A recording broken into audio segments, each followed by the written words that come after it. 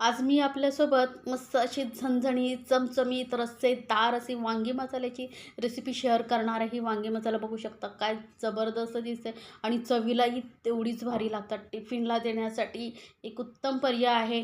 घरी पाहुणे येणार असतील तर त्यांना जर ही वांगी मसाला बनवून घातलात ना, तर तुमची तारीफ केल्याशिवाय राहणार नाही. एवढी जबरदस्त टेस्टी लागतात.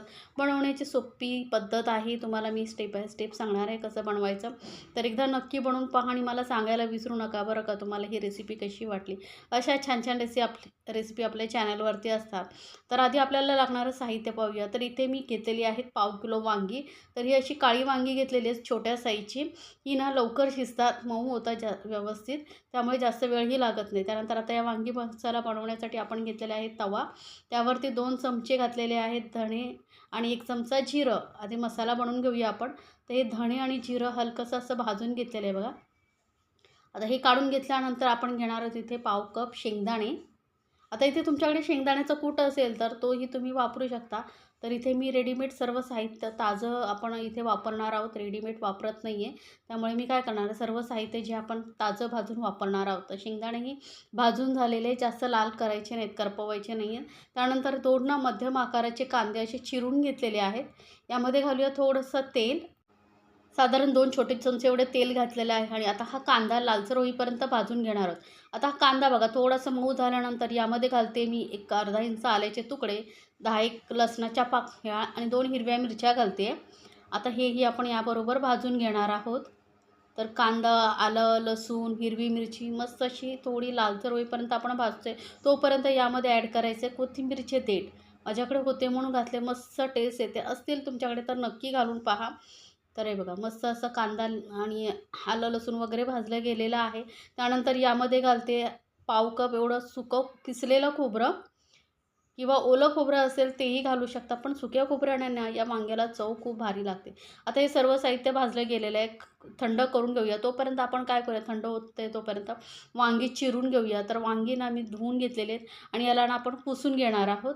वांगी पुसून वापरायची बरं का, नाही तर काय होतं आपण याला जेव्हा तळू ना तर त्या पाण्याचे छिटे उडू शकतात. त्यामुळे तेलामध्ये पाणी अजिबात नको म्हणून हे पुसून घ्यायचं. त्यानंतर हे वांगं बघा असं एक घ्यायचं, वरच्या साईडने आपण याला असं चीर देऊन घ्यायचा. थोडा देठाकडचा भाग ठेवायचा बरं का. आणि ओपन करून बघायचं बघा. मध्ये कीड वगैरे असतात, त्यामुळे अशी ही वांगे मध्यभागी चिरून पूर्ण उघडून बघायची. म्हणजे काय आपल्याला कीड वगैरे आहे का समजते. आणि लगेचच याला ना आपण लावणार आहोत मीठ. तर आपण वांगी चिरून घेतल्यानंतर पाण्यामध्ये नाही घालणार आहोत, मीठ लावून घेणार आहोत. म्हणजे काय होईल, वांगी आपण जेव्हा तळू तेव्हा फिक्कीही लागणार नाही आणि वांगी आपली काळीही पडणार नाही. त्यामुळे थोडंसं लावायचं मीठ, जास्त नाही. असं वांग्याला पूर्ण मीठ चोळून घ्यायचं. पटकन होतात, जास्त नाही. तोपर्यंत मी कढई तापत ठेवलेली आहे गॅसवरती आणि ही वांगी आपण चिरायला घ्यायची या पद्धतीने बघा. प्रत्येक वांगं असं उघडून बघायचं बरं का, कारण वांग्यांमध्ये ना शक्यतो कधी कधी कीड असते. त्यामुळे अशी वांगी उघडून बघायची. त्यानंतर देठ मोठे असतील ना तर ते अर्धे तोडू शकता तुम्ही, किंवा मोठे देठ तुम्हाला आवडत असतील तर ठेवू शकता. पण मी मोठे देठ आहे ते मध्यभागी असे तोडून घेते आणि मीठ लावून आपण ही वांगी सर्व अशी चिरून घेऊया. तर वांगी आपली चिरून झालेली आहेत. कढई तापलेली आहे. आता वळूया गॅसकडे. तर कढईमध्ये घालायचं आहे 2 मोठे चमचे तेल. तेल गरम झालं की यामध्ये घालूया वांगी. वांगी घालायची आहेत, पटापट वांगी घालून घ्यायची आहेत. आपण जरी याला पाणी नसलं तरी पण काय होतं, मीठ लावले ना पाणी उडू शकतं. त्यामुळे लगेच याला झाकून आपण भाजत ठेवली आहे. तोपर्यंत काय करायचं, मिक्सर जारमध्ये घालायचे शेंगदाणे. शेंगदाण्याचे सालं काढून घ्यायचे आहेत बरं का. आणि दरदरीत वाटायचे, एकदम पावडर करायची नाही आहे. बघू शकता शेंगदाणे मध्ये मध्ये दिसत आहेत. असं आपल्याला हे कूट बनवून घ्यायचं आहे. त्यानंतर त्याच मिक्सर जारमध्ये धणे आणि जिरं भाजलेलं वाटून घ्यायचे, बारीक पावडर करायची. आता धणे जिरे पावडर ही तयार आहे. आता आधी आपण वांगी आपली चेक करूया. तर वांगी बघा एका साईडने अशी भाजली गेलेली आहे. त्याला पलटून आपण दुसऱ्या साईडने अशी भाजून घेऊया. म्हणजे काय, वांगी सर्व बाजूने एकसारखी भाजली गेली ना की शिजतात ही मस्त आणि चवीलाही भारी लागतात.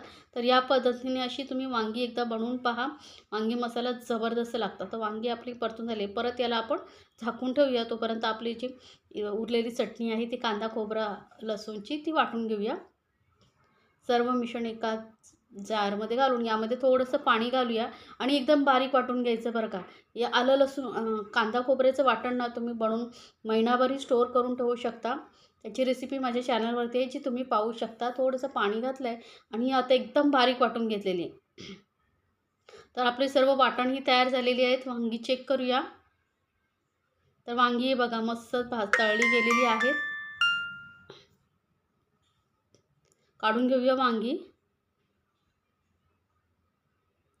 तरी वांगी मी काढून घेते.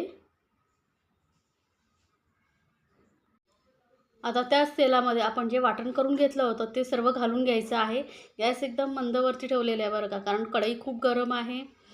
वाटण लागू शकतं. आता पटकन आपण छान असं मिक्स करून घ्यायचं आहे. मस्त सुगंध सुटलेला आहे बघा. आता यामध्ये आपण काही मसाले ॲड करणार आहोत. तर गॅस एकदम मंदवरती ठेवून आपण यामध्ये घालूया मसाले. तर सर्वात आधी एक अर्धा चमचा छोटा एवढी मी घालते हळद. एक मोठा चमचा भरून लाल मिरची पावडर घालते. इथे हा माझ्याकडे मालवणी मसाला आहे तो मी घातलेला आहे. त्यानंतर एक चमचा इथे काश्मीरी लाल मिरची पावडर घालते. याने कलर खूप छान येतो. आणि आपण जे धने जिऱ्याची पावडर करून ठेवली होती ती घालून घ्यायची आहे.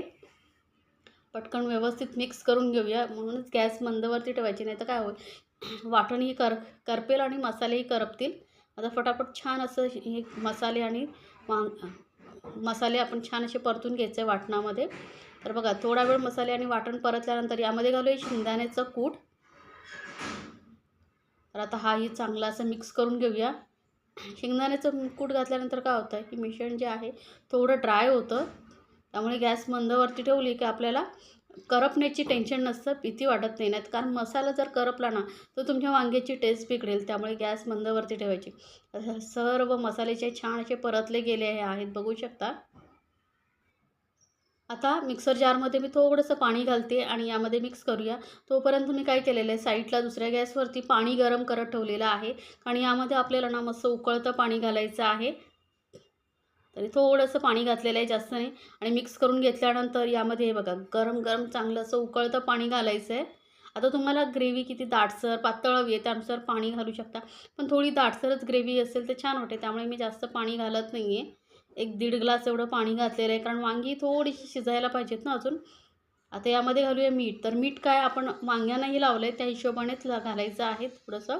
आणि आता यामध्ये घालते मी गरम मसाला एक मोठा चमचा.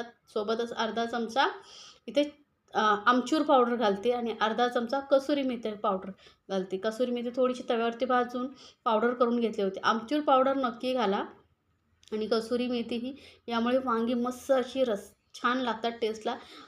कुठल्याही ना मसाल्यांमध्ये रस्सेदार मसाल्यामध्ये ना थोडीशी आमचूर पावडर किंवा आंबट चिंच वगैरे घातलात ना चव खूप छान लागते.